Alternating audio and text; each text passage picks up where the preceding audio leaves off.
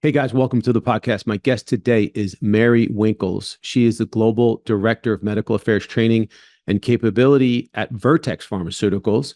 And we talk about the MSL secret weapon for insightful engagement. And this is such an awesome conversation. You guys are going to love it. I want to thank you all once again for your support of my new book, Job Search Mastery: How to Win Your Dream Jobs. Or for any job seekers out there, check it out. It's available on Amazon.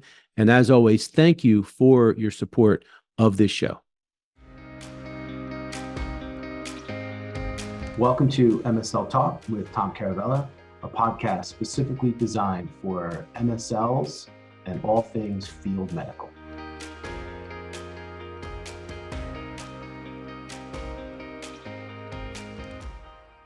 Hey, Mary, welcome to the podcast. How are you? Hi, Tom. Great. Thanks for having me.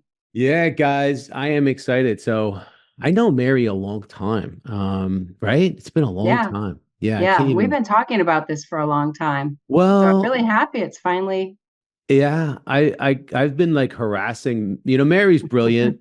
She's just a wealth of knowledge and information, and I've been harassing her for a long time. So we finally made it here. So before we get Yes. into this topic, why don't you do a quick intro and tell everybody who you are and where you're from and all that good stuff? Yeah. Yeah. Thanks. I'm sure. So I am at Vertex Pharmaceuticals and I lead the global training and capabilities development function there. I came there a few years ago to build that function up as Vertex is in the process of growing themselves. But, I came into industry, I think you probably know the way most people do is I came from clinical practice. So I was in clinical practice as a clinical pharmacist, doing formulary management, developing guidelines, had my clinical practice with patients with diabetes, anticoagulation. And I got to know some of the commercial folks who would call on me and some MSLs. And one of the MSLs, who I think is the best I've ever known, they just really helped me see how joining industry was an extension of what I was already doing, really helping to examine drug therapy, drug profiles, the benefits, and help extend that beyond the clinics and the patients in my clinic, and the insurance company I was working for to be able to extend it into a whole region Mm. and be able to help folks assess the benefits of drugs, understand them better, and make the best choices for their patients. So I really came in as a payer liaison, outcomes liaison, working with healthcare decision makers, which was really very good role, very interesting to look at that type of data. And then became an MSL trainer, had global roles doing field medical excellence, and then building a capabilities function. So it's been really just a very nice career, a lot of interesting people, and I feel like I'm learning all the time. And I hope I'll learn something from you today, Tom. I hope so. Well, I know that the audience is going to learn a ton from you. That much I know. And I'm really excited to jump into this topic. Before we get started, this episode is sponsored by MSL Mastery. If you guys are unfamiliar, and as Mary talks about her transition into industry, I know there's a lot of people that listen to this show that are trying to come from clinical practice or from a research background, and they're trying to break into their first MSL role. Check out our Aspire MSL program, which is a step-by-step guide on how to land your first MSL position. You go to mslmastery.com for more details. We'd love for you to join us. So, Mary and I talked about this topic. We're calling it the MSL secret weapon for insightful engagement. And you're probably all wondering, Tom, what does that even mean? So, Mary, the first question I'm going to have for you is, or maybe you could just tell everyone, what is the secret weapon? Yeah, and we kind of came to this through a series of conversations, like you said. But we talked about, curiosity and, where curiosity may have killed the cat, as some people say. Mhm. But it turns out that it's really a secret weapon to turning average engagements into insightful ones. Because we know MSLs have a lot of tools in their arsenal. I mean, they're scientific experts.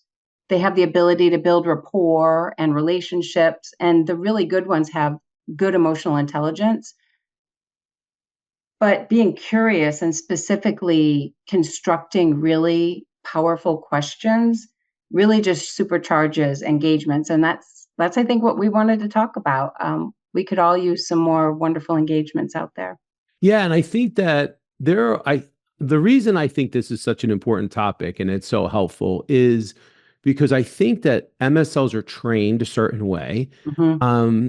And I'm sure they have certain questions that they're used to getting answered and asking. Um, but curiosity's a an approach. When you take a Mm-hmm. curious approach, and when you're a curious person, I think the questions come naturally than if you feel like you're just asking a bunch of required questions. Mm-hmm. I want to ask you, like, where is the skill gap here? Is it that people, MSLs, are just not asking enough questions? They're not asking the right questions? Or they're just not being curious in their approach? Yeah, and curiosity, like you said, it's a mindset, right? I would say that it's the gap is it's both a skill and not thinking or not asking the right questions, but it all comes from a really well-intentioned place. MSLs, they have a natural tendency to want to be helpful and provide value to the KOL. I mean, their time is so precious. And, for us to get meetings, can be very difficult. And as a scientific expert, if you feel like one of the value you can provide is giving a lot of data and information to help them. And so engagements can tend to be a lot of MSL talking and giving just a reflex. As soon as someone asks a question, you just want to jump in and give the information. But the Mm. thing about being curious, or at least kind of avoiding that reflex a little bit, is that when you can dig a little deeper and maybe understand what the true need is or understand where they're coming from, you're going to be gaining insights about them, how you can bring future value, but you're also going to be able to answer their question better. So I think it's that reflex that I'm here, I'm an expert, I'm your liaison, I can help you understand our data. Um, but part of it is understanding them better. Yeah, you mentioned the word reflex, Mm-hmm. and that kind of I'm actually thinking as you're talking about this curiosity thing. I'm curious. See, look at it. I'm doing it. I'm actually I doing it. know. I see. I You use are the word naturally curious. curious. Um, well, you hit the nail on the head. I am Mm-hmm. naturally curious. Mm-hmm. So is this something teachable? Is this something people are born with, or is there a muscle that can be developed here? Like, what's your thought on this? Some people are genuinely curious people. Mm-hmm. Some people have to really work at it, I think. What do you think about it being more innate than learned? Yeah, yeah. I mean, look at children. I think like kids are like naturally curious, right? And then scientists. I mean, a lot of us who are scientists are naturally curious, but I do think that to some extent we lose it because we have so many other priorities. Mm. You have to deliver some tangible, some tactic, you have to deliver some kind of data. And it almost feels like a waste of time, maybe, to be curious, or maybe people don't feel like they have the luxury of it. But when people know, like and you can train it, and I have done it, and I think we'll probably talk about that. But it's like about exercise and being fit. It's something you have to constantly work at. But knowing when people begin to approach with a curious mindset and they can see that payoff, that asking that right question can really help open the conversation and find the gap and deepen that understanding. I think that they want to learn how to build that. Um, and how to build it is, I mean, we could talk more in depth, but first is just really knowing. And when people have had a little practice with it, they want to do more of it. And a good way is in your pre-visit planning think about one or two or three good questions you could ask and keep them in your back pocket. If I had a chance to ask Tom this, what do I really want to know about him, about what his challenges are, what guideline he follows, and why he thinks that one's a good one for his patients. What are things that could really help me understand how he wants to get data, the most important kind of data? Then I'm a better MSL on my next visit. I might have something I can send him in the meantime. So I do think that one thing is thinking about questions you can ask and keeping them. And the other is just avoiding that reflex. If someone asks, what is the percent of this side effect in your clinical trials? We could answer it automatically. That would certainly help them. But being able to just take a second and ask, yeah, let me get you that data, but I'd really love to know, why is that side effect of concern for you, that particular one? Does it occur? How do you manage it when it occurs in your patients? What have you heard about that side effect from other people, with our product? And those are insights the company is going to love. But you also may uncover that the physician's biggest concern is that because it means their patients can't achieve the goal, the therapeutic goals, or that, their patients are too tenuous for that type of side effect. So kind of learning to kind of dig in a little and relax in the engagements when you can. I think those are examples of, do those seem like things that would kind of get Yeah, to our goal of more insightful totally. engagements?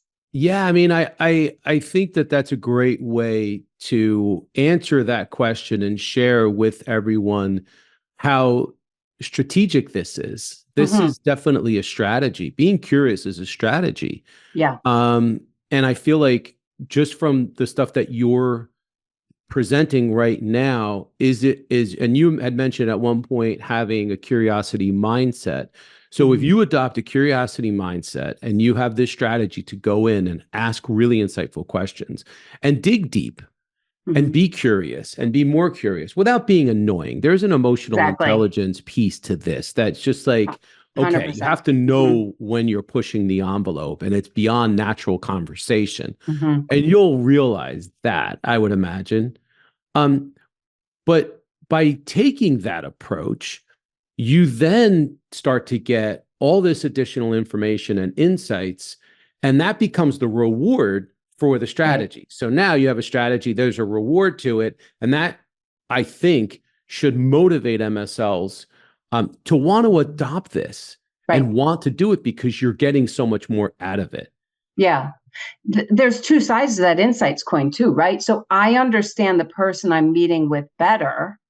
You know, she makes her decisions this way, or this is what's most important to her when she selects something for her patients. But then there's insights I can bring back to the company. Mm, I mean, sometimes, and I think everyone will raise their hands if they've put in these types of insights, like Dr. X isn't impressed with our data. Well, why isn't she? How does a medical director interpret that? Is it because it was the wrong data, the wrong age group? Could we do another analysis? Should we include different statistics or different data in our next study? And those are all insights that are very important to the company. Our currency, right? How many times the medical affairs currency, one of the big ones is insights. mm, And just bringing back that why. It's one of the skills on every benchmark study I've seen for MSL skills that's one of the lowest, is seeking why, understanding the beliefs and the reasons why our experts look at our data or make the treatment decisions they do. And if we want to expand the way they make their treatment decisions or introduce new data, we have to understand what they want. And so we're really that big customer facing group that can do that. yep. Okay. So MSLs now become curious, right? So now they've Mm-hmm. said, okay, I got you. I'm in. You had me at curious. Mm-hmm. So what next? What do they do next? I think, and you said a really important thing. you have to be emotionally intelligent. So you have to be strategic, think about, and a good medical plan should have this, and MSL should understand that. Like, what are our insights gaps? What are the things we know that we don't know? And we would love to know. And then in those meetings, again, plan some of those strategic questions, but be really intelligent about how you do it. I have a friend who's a KOL, and he said that someone must have gone through one of these trainings, and he felt like you said, Tom, it was like an hour-long inquisition, to the point where he felt like he wouldn't want to meet with that MSL again. So you have to learn how to construct intelligent, powerful questions. And we've talked about that a little bit. And to me, they're open-ended, but they also really open up the conversation. They open possibilities, and they leave room for that KOL who's an expert. Why not find out, how do how could our data be better for you? You know, that's a really powerful question. The closer you get to why are the more powerful questions, but that's that intelligence piece. Asking why of an expert, asking why if you're new in the relationship is very hard and can really be threatening. So learning techniques to ask, get to the why without maybe using why, Yeah. tell me more about that. You made me really curious, Tom. I remember at Mass East, we were talking, and I said, I could say, what do you do? Which is not particularly powerful because you could give me a simple answer. But when I remember I asked you, I think, how did you decide to get into making podcasts? And it really just, we had a really insightful, you were reflecting a lot, you were sharing a lot about kind of your personal goals. And it was a much better conversation, just with a simple question. Well, it's so funny that we're talking about this because this week's episode, so as you and I are talking, there's an episode that's already out, and it's called Never Split the Difference, and it's about a book. It's really a book review.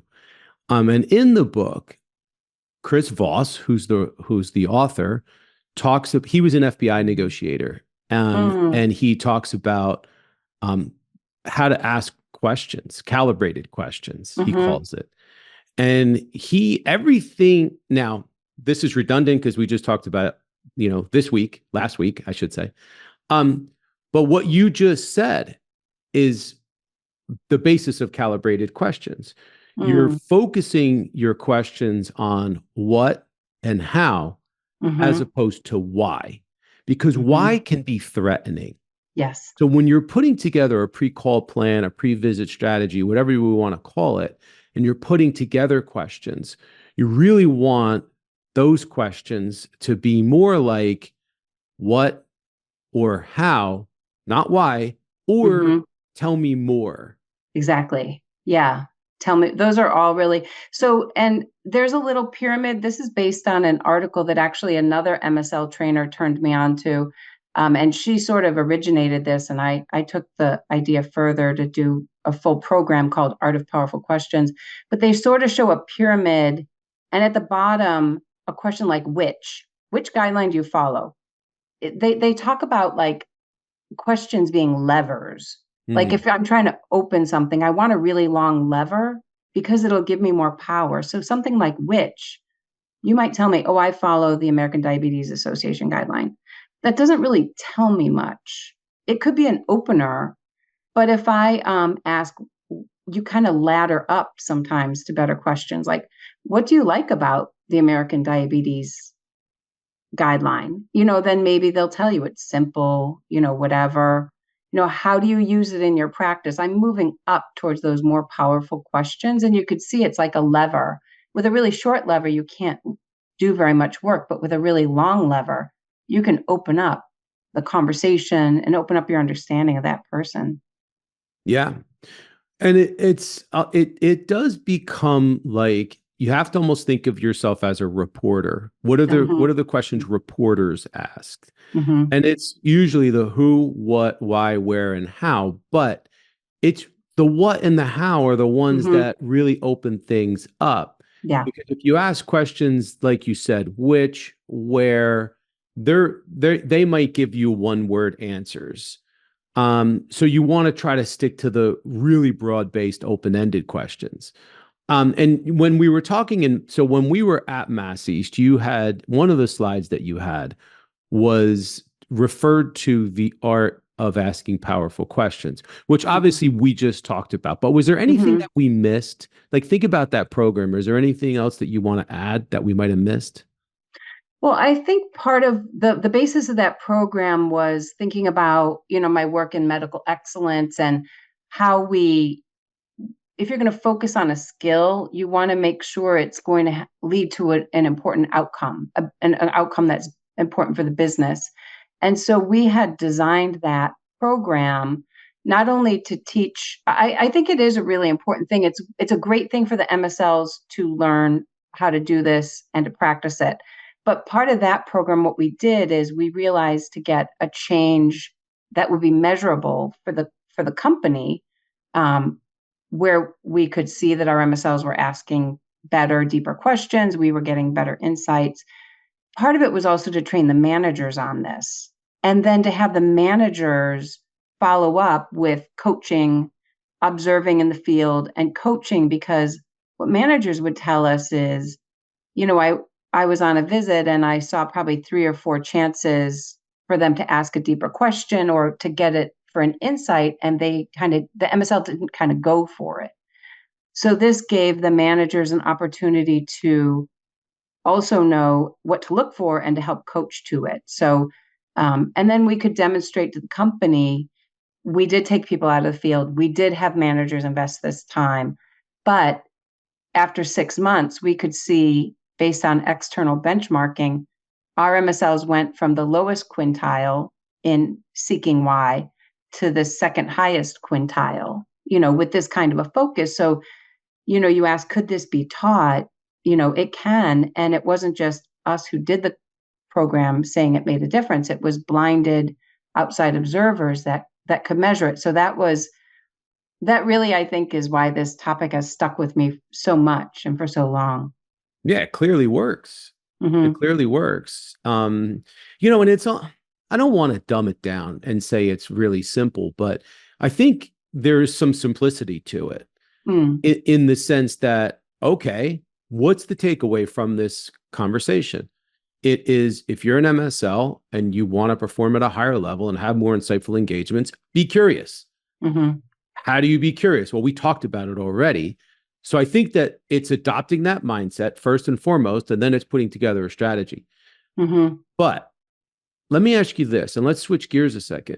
We're talking about the importance of curiosity with external stakeholders. Is this something that should be used internally? I think, yeah, absolutely, I do. And honestly, it works great with partners and children too, especially if you need that minute to think before you do react.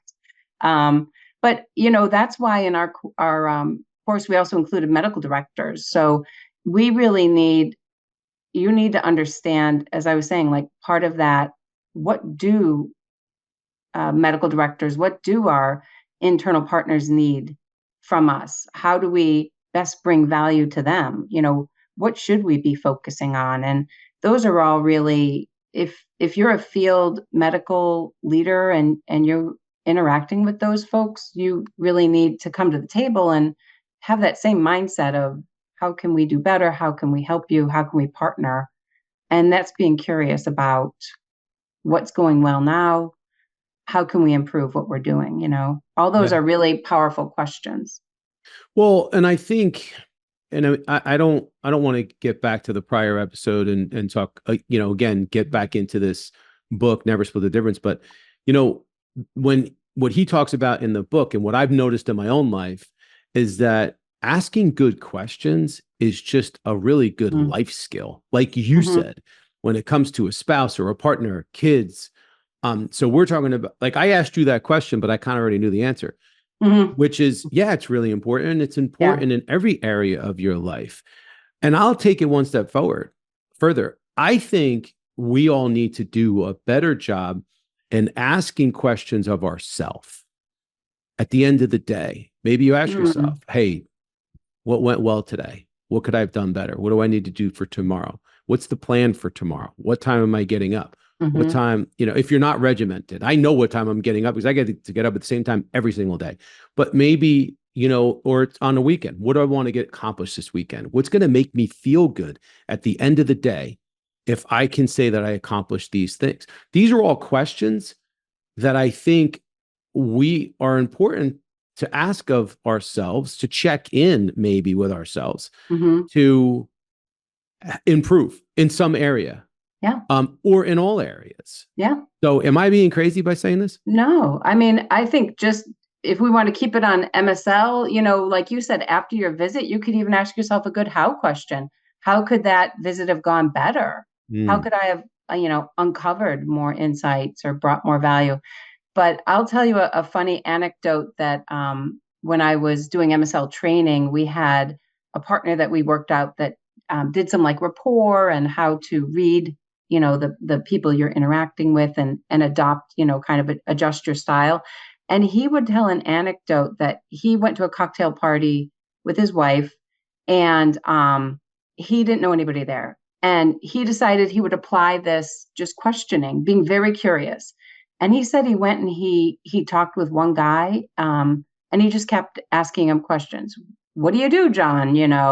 What do you like to do on the weekend? And it turns out he fishes, and he's like, well, how do you decide what to fish for? How do you pick a good lure? And he kept just asking questions. And when his wife came to get him, like 45 minutes later, he said, the guy he was talking to, even though he'd shared nothing about himself, he said, you know what? Your husband's a really fascinating man. I really enjoyed our conversation. So just think about your KOLs. Like if you're curious about them and you really want to understand them better, it's that other side of the coin. You don't want to make it burdensome for them, but it has that possibility for you to be interested in them. They're going to appreciate the engagement more than if they were just read a bunch of data. Yeah. There's that expression, if you want to be interesting, be interested. Mm-hmm. You want to be I think that's it. interesting, be Mm-hmm. interested. Be interested in the other person. How do you show that you're interested in them? You ask a lot of questions. And it's Mm-hmm. funny, what do most people love to talk about the most? Mm-hmm. Themselves, That's yeah. right? KOLs are no different. They're people just like we are. So this curiosity thing, asking powerful questions and opening KOLs up is really just doing the same thing that you explained that guy did at the Yeah. party Yeah. is, but I think one of the things that can help MSLs is to be more natural about it. Yeah. So in your curiosity, if you can develop this natural ability to do this. Natural meaning it's not coming off as rehearsed, or Mm-hmm. I'm saying these Programmed. are the Mm-hmm. questions that the company told me to ask you, or whatever. I think that authenticity Yeah. will resonate. And then that KOL lets their guard down and they say, oh, that's a great question. Boom, Mm-hmm. here's the answer, whatever that might be. Mm-hmm. Yeah. And you, like you said, you have to pair it with emotional intelligence, and you have to be strategic. You can't come in with 10 and 12. Keep a couple in your pocket. And if you get a chance, bring them out. Yeah, I feel like I'm now being led to throw the V word out there and talk about Mm-hmm. value, because like, Mm-hmm. you have to throw the value word out there every once in a while when we're talking about medical affairs. So do you Mm-hmm. feel like MSLs that get really good at this are also being able to be in line with this value proposition of, how valuable MSLs are? Does this make you more valuable when you learn this skill?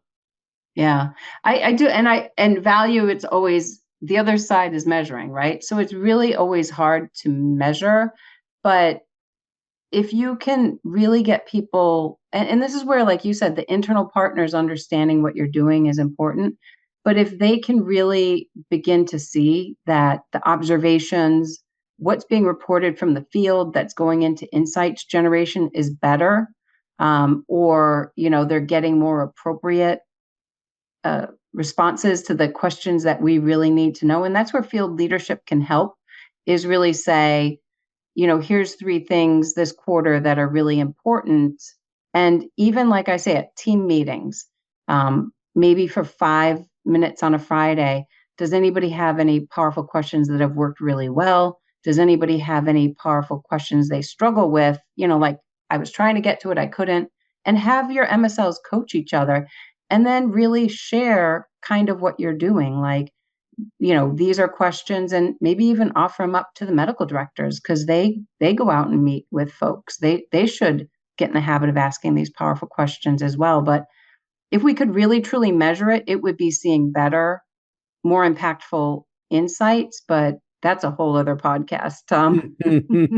Hey, look, it took us long enough to get this one going. I'm glad that we were finally able to do it. Thank you, Mary. You're awesome. Yeah, This was a thank you. great conversation. I could talk forever.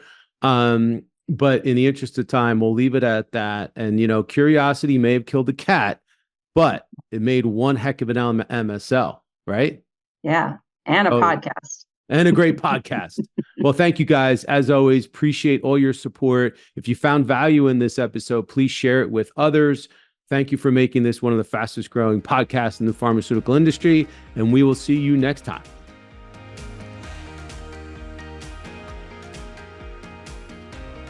Thank you so much for listening to the show. And if you enjoyed it, please subscribe so that you don't miss an episode in the future. And feel free to leave a rating or a review or a comment. Thanks again, and we look forward to seeing you soon.